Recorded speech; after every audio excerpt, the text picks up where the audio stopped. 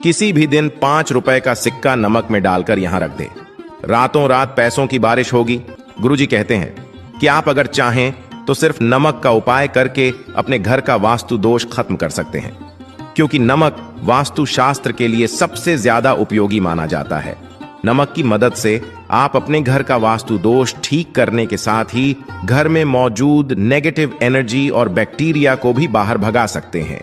इसके लिए जरूरी है कि आप अपने घर में नमक को सही जगह पे सही तरीके से रखें और इस्तेमाल करें। ऐसा करने से आपके घर में कभी भी राहु और केतु के अशुभ प्रभाव देखने को नहीं मिलेंगे, क्योंकि गुरुजी का कहना है कि जिन महिलाओं के घर में नमक हमेशा कांच के बर्तन में रखा जाता है, ऐसे घरों में कभी भी किसी भी प्रकार की दुर्घटना नहीं होती या घर के अंदर यूज किए जाने वाले बिजली के उपकरण खराब नहीं होते, क्योंकि ऐसे लोगों का राहु और केतु दोनों मजबूत होते हैं और ये